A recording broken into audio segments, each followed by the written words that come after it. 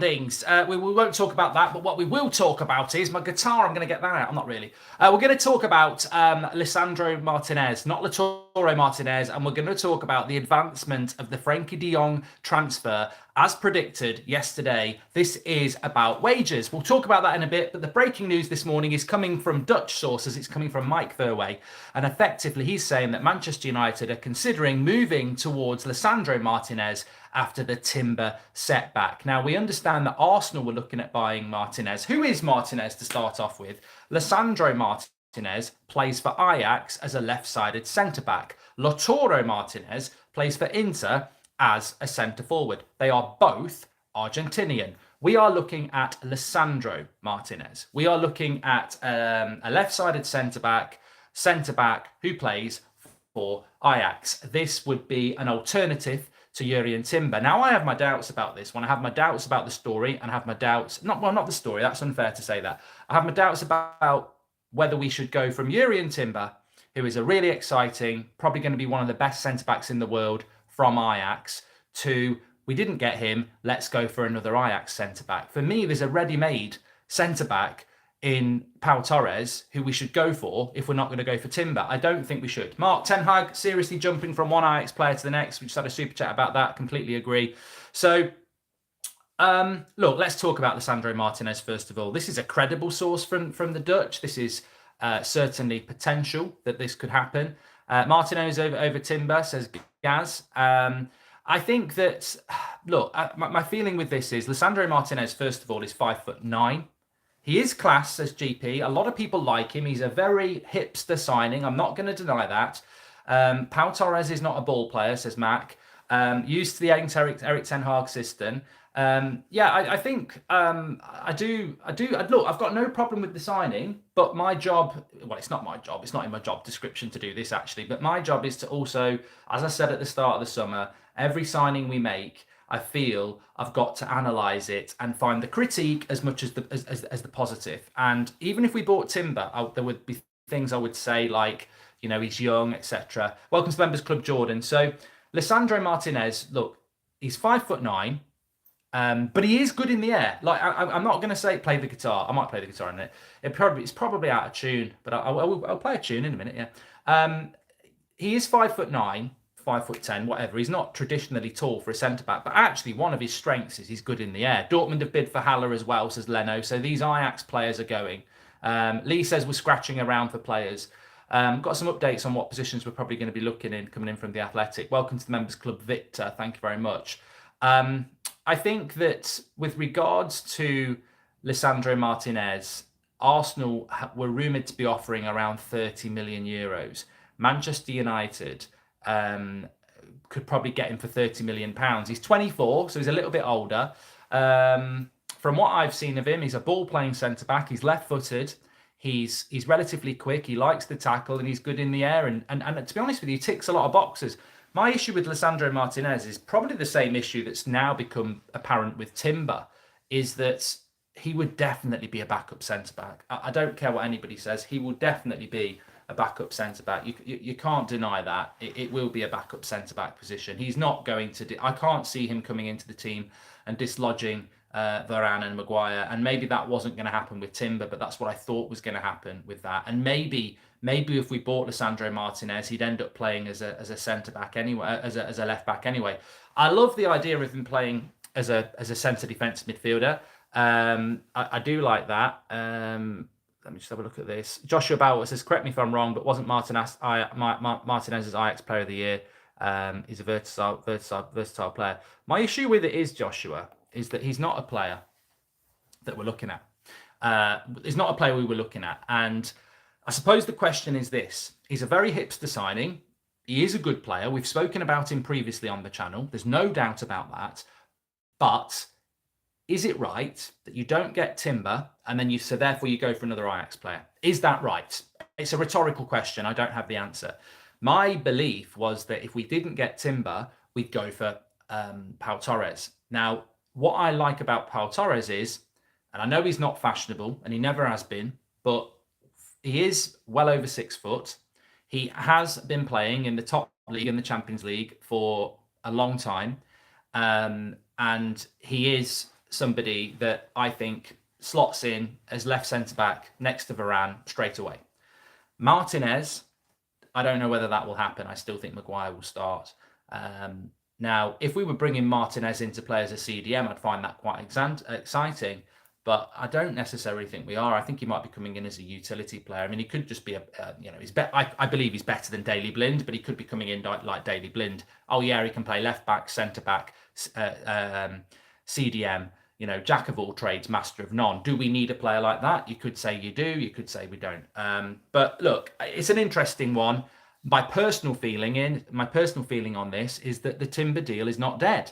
I just don't think it is. I mean, last week we got linked to Vitina. We were never in for Vitina. There's somebody we've been linked to this morning from Portuguese outlets that I'm not even going to discuss because I just think it's a load of rubbish.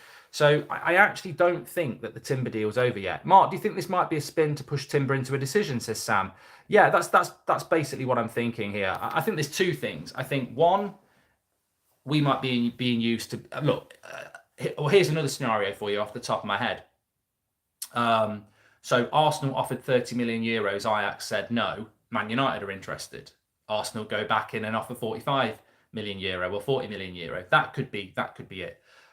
It could be United moving to a different target to make Timber. I mean, look, if I'm Jurriën Timber and I wake up this morning and I see that Man United want Lisandro Martinez, suddenly you're not the powerful one anymore, are you? So maybe that's something to do with it. Mark, Inter CEO confirmed they could sell Milan Skriniar. Are we in for him, says Ravi. I like Milan Skriniar. Oh shit, I've got to be careful there. That'll be fun. I like Skriniar, but probably 4 years ago, not anymore. So look, we'll have to see what happens with Lisandro Martinez. I appreciate it's a very exciting development this morning. It's coming in from a good source. Look, Mike Verwey was very good around Ten Hag. He's been very good around a lot of things. He's the one who's saying that the Timber deal is unlikely as well. I think he said that last week. So they're very close to Ajax. Are they getting their information from Ajax? Are they getting it from the player? Are they getting it from Manchester United? You know what? When it comes to Timber, we were getting good information from the player side and Manchester United side. And I still believe that until that's dead in the water, I know some people think it is. I still think there's a chance with that. Maybe Mike Verwey's getting good information from Ajax and the players' side. I don't know. But I still think at the moment, United's priority is Timber. And if Timber says he's staying at Ajax now and you've got to go and get somebody else, maybe Martinez could be the new John O'Shea, says Victor. Maybe that happens. But let's be honest, the backup was always Torres. And but look, I know it's a massively popular story for most of our community who love Lisandro Martinez. So you might get your way, but it could just be paper talk. It could be spin. It could be to get Arsenal bid higher. I mean, what I would say is, and I will concede this, if he goes to Arsenal, I would be like, oh, he's a good player. What are scouts doing if all Erik Ten Hag is trying to raid Ajax players? That was coming in from Ronaldo's left shoot. Well, look, there's an element of that. There's a short summer. Look, nobody's saying it at the moment, but if Manchester United were rubbish next season and most of our summer signings are Dutch and Ajax players or used to play for Ajax, then it won't take long for the English press, as nice as they are, to start saying things like Erik Ten Hag's out of his depth. He's just gone and bought players that he's had from the Dutch league. We saw it with Ranjik. I mean, I didn't see many people saying Ranjik was a load of crap when he first came in the press, but they certainly were saying it at the end, like they knew. They didn't predict that at all. But I still think Timber's is still on. I'm not saying it's going to happen, but I'm still going to stay. I'm 80% until something else happens. And also, I find the Martinez story encouraging as I find it unusual because, as I said, the story was always that it was Timber, then Pau Torres. Now, is Pau Torres going somewhere else and therefore Lisandro Martinez is option 3 or 4? That in itself is a concern if we are having to buy the third option. I think the English media will circle Ten Hag, by the way. Somebody just said it in the chat. I think it will. Nobody puts Goldbridge in the corner. They do today. I don't know whether I can play that. I've been waiting for so long. Now I've finally found someone to find by me. I will do a bit in that. That will be well out of tune because I haven't played it in ages. It's very dusty. Very dusty.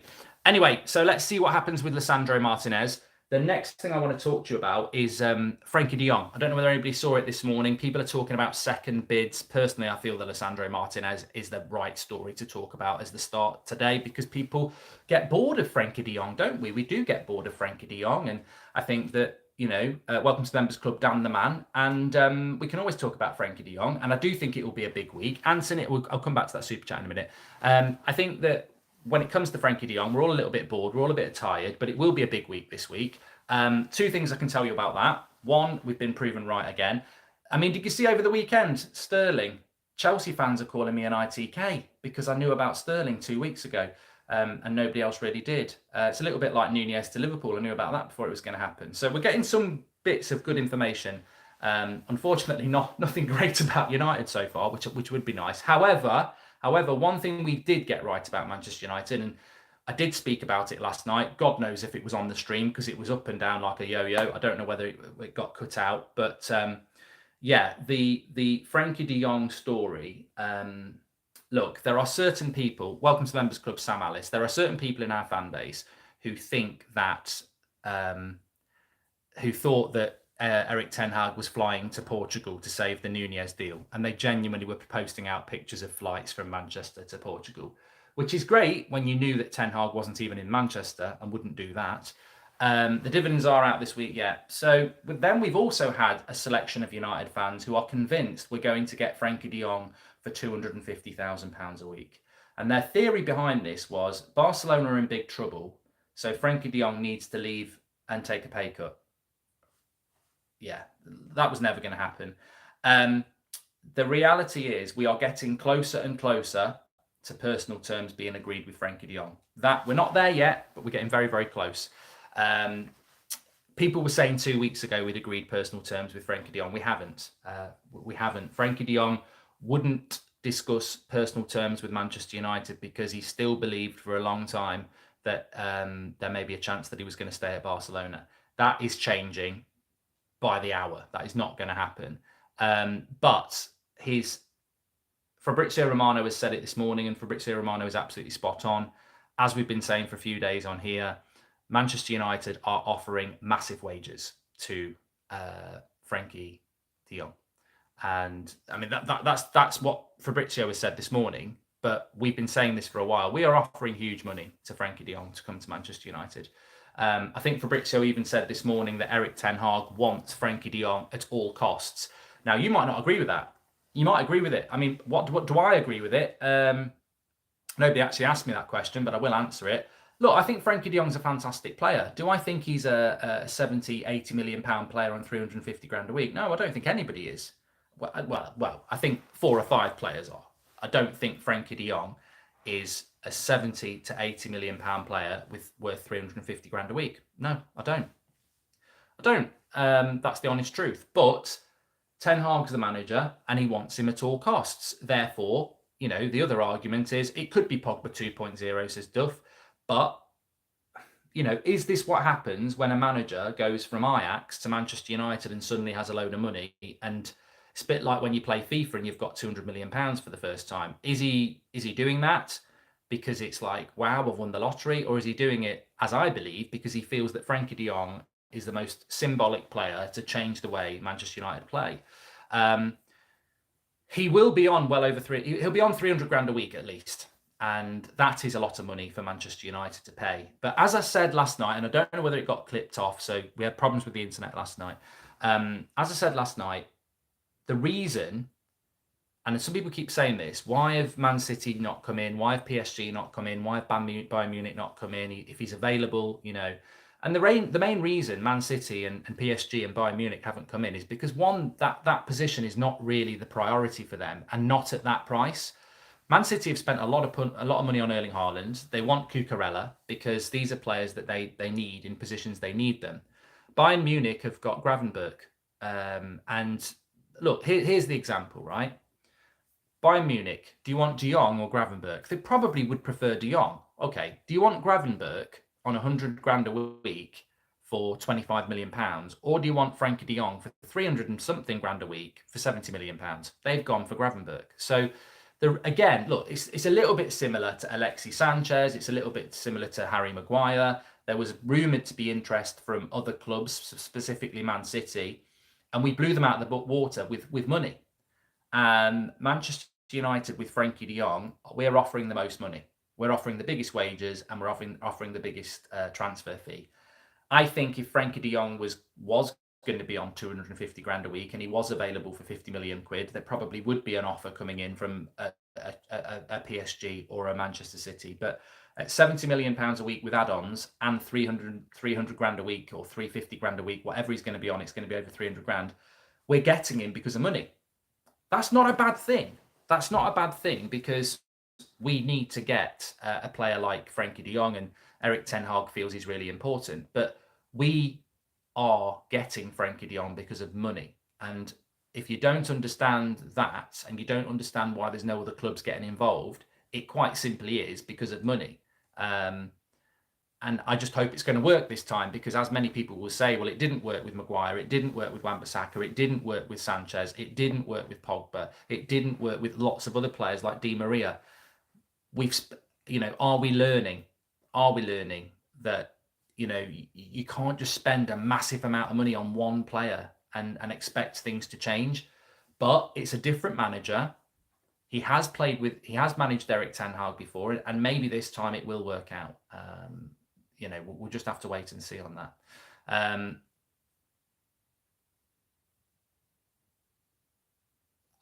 One of the things I would say is that I can't check any tweets. I'm on my phone, so I can't check tweets. So, I'm in the hands of anybody who actually wants to tell the truth, which is sort of a red rag to a bull here. Erik ten Hag wants 5 players, says Luckhurst. Well, look, Luckhurst is back from holiday. He needs to get relevant, doesn't he? Which is how it always is when you've been on holiday. There was a story from The Athletic today, which I was going to bring in, that there was disappointment around the Darwin Núñez deal, but it's focused Erik ten Hag's mind on the midfield. And we do need to work on the midfield, and that is the area that I think you and I and every United fan who's been watching this team for the last few years wants us to work on. I want us to work on to the midfield. Will Ronaldo go to Bayern, says Ishan. Well, Romano said today in relation to Ronaldo that there's been positive conversations between Ten Hag and Ronaldo. The wages are massive, and as of now, there's no indication that he's going to leave Manchester United. So, yeah, I don't know. In relation to that, this is quite a big story then. Samuel Luckhurst saying that Erik ten Hag is targeting 5 signings. As we said last night, if we're targeting 5 signings, then that's great news. And if we want Anthony, and we want a centre-back, and we want Frenkie de Jong, straight away we know the budget's over 150 million quid. If you want 5 players, you need to spend close to 200 million pounds. 70 million on de Jong, probably 40 million on a centre-back, 50 million on Anthony. That's over 150 million straight away. So Erik ten Hag, Lucas saying that Erik ten Hag wants 5 players can only be a positive. This is, we've seen Richard Arnold speaking at the weekend. We've watched Manchester United play for the last year. We need 5 players.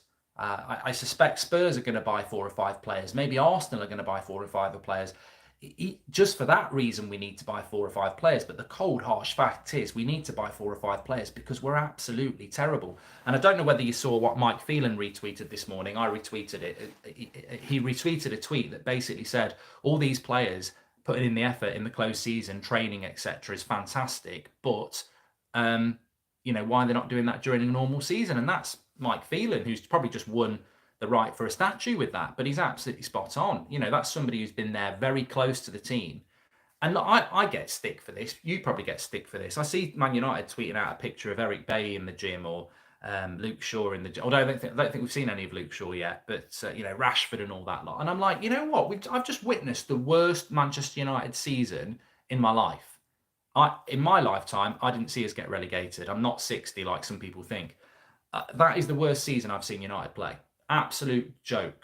I don't think it's the worst team we've had, but it's the worst season we've had. And to be bombarded in the summer with those shit players running up and down a hill, great, you're going to try harder next season. But I'm not confident about that. But that's my opinion as a fan. When you get Mike Phelan, who's on the payroll, retweeting somebody saying that it's great that they're training so hard in the closed season. But what that tweet said was, why aren't you doing that for the staff 8 months of the season and then having a break now? So he's absolutely spot on. And I think it's, this is why I go back to, we need 5 players. We actually need about 10. We know we're not signing 10 players. It's not FIFA, it's not Football Manager, but we do need to buy 5 players. And those 5 players for me are a centre-back, 2 midfielders, a left-footed right winger, and then probably a fullback ahead of a forward for me. But, Eriksen is still very much, everybody's talking about Eriksen, by the way. And I did want to just ask you in the chat this. Everybody's talking about Eriksen. Everybody's saying Eriksen to Manchester United is a priority signing because of the way of Erik ten Hag wants to buy. Somebody just said there, I'm sure Manchester United are allergic to CDMs. But if I said to you, Christian Eriksen and Frenkie de Jong are essential to the way that Erik ten Hag wants to play, then I will read those super chats in a minute, by the way. Then what I would therefore say to you is, how do you build a team? If somebody's essential to the way you want to play, you don't stick them on the bench. They've got to start. So if we do get de Jong and we do get Eriksen, how do you construct a team like that? Because for me, that means that either Bruno's getting dropped or Eriksen's sitting on the bench, or we're going to play Eriksen or de Jong on the right. And what I mean by that is there is no way in a million years that Frenkie de Jong plays in a midfield 2 with Eriksen or Bruno. You don't know football if you think that's going to happen. And you know what? It's going to happen in the first game of the season now, isn't it? And I'm going to look a right twat. But there's just no way you can play. There's no defensive-minded player there.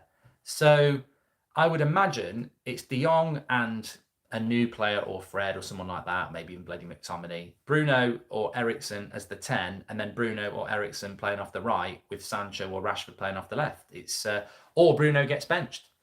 But I do find the Eriksen signing odd if he's an essential part of the plan, because as Leo says, if he's far superior to Bruno, you're going to bench Bruno. What happens with Donny? You need depth in the midfield. We've got a lot of games to play, no matter what people say. So you do need depth in the midfield. But I do find the Eriksen thing interesting because he's free, but I don't see where he fits in. And we 100% need a defensive-minded midfielder. We've needed a defensive-minded midfielder for about 4 years. We've got to have that. Yes, you could play Bruno off the left, but what's the point in having Sancho and Rashford Renaissance and trying to buy Anthony then? It's, look, we could see a midfield that's de Jong, a new defensive-minded midfielder, Eriksen at 10, Anthony off the right, Sancho off the left, and Ronaldo up front. And there's no place for Rashford, Rashford or Bruno. And I don't think anybody would lose any sleep over that. But is Mengi going to be good enough? I don't know.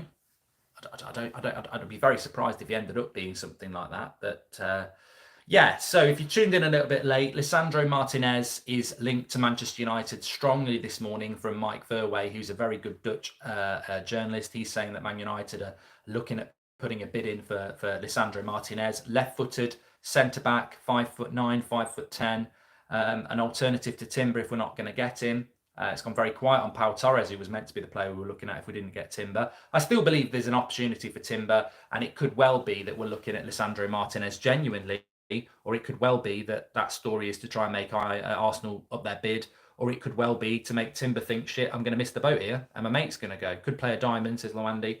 And then, yes, Frenkie de Jong. Romano's come out this morning saying that United are going to offer massive wages. I don't think that was ever in doubt. We do get some fans who just don't want to believe water is wet. Apparently water isn't wet, so maybe they're right. But they don't want to believe that we are going to spend big wages on Frenkie de Jong. He doesn't want to come to the club, and he's already on massive wages. He's not going to go, yes, I'm going to come to Manchester where I don't really want to go, and I'm going to take a 30% pay cut. He was always going to get massive wages at Manchester United. And second bid, I think, will come in this week. I think personal terms are very, very, very close in relation to what I was told this morning.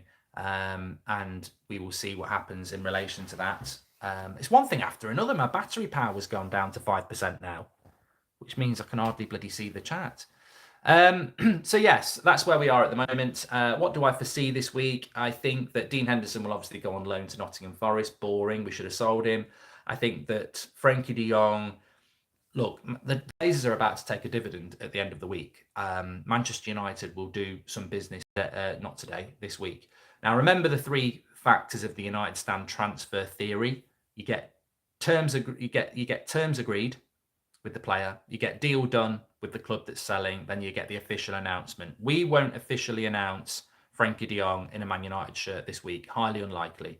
That won't happen till at least next week because he's on holiday. So we're not going to bring him back on holiday to hold up a shirt, especially when we want him to hold up the new shirt. I don't think we'll see Frenkie de Jong or any transfer holding up a shirt until early July. But we can do deal done with Barcelona and we can do terms agreed with de Jong. I think terms agreed with de Jong will happen. That might be the news this week and then deal done next week. But I'm hoping we'll actually get to deal done with Barcelona this week because we're getting very close on the fee. And it's been a weird transfer with de Jong because we've been working on the fee with Barcelona and then we've been working on the terms with de Jong because obviously he's a bit reluctant. Normally, you get the terms done like we did with Timber and then you go and work with Ajax. But it's been hard to do the terms with Frenkie. So we'll see what happens there. But look, also, let's see what's happening with the centre-back. That's going to have to reach the end of its conclusion very soon. I still think we've got a chance with Timber. He is the number one option. But Lisandro Martinez makes things very interesting. And it makes it very exciting for you lot as well. Please smash a like on the video, by the way. You're lucky you got a morning show with me today. I didn't think I was going to do it. So smash a like on the video. Make sure you subscribe. We're back at 2 o'clock, and I'm hoping I can be a little bit more interactive at 2 o'clock. But we'll see you then. Thanks, everyone, for watching. I think it's going to be an interesting week. And as I said, let's see what happens with Martinez and with Frenkie de Jong. Let's see if this guitar's in tune. It's going to be way out.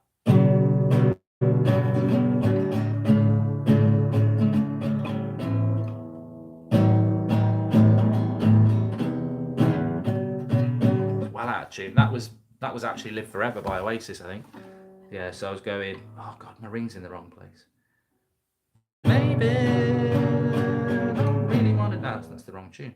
Maybe I don't really want to know. Garden grows, I just want to fly. It's well out of tune. Well out of tune. Doesn't matter if it's out of tune. Doesn't matter if it's out of tune. Anyway, thanks everyone for watching. We're back at 2.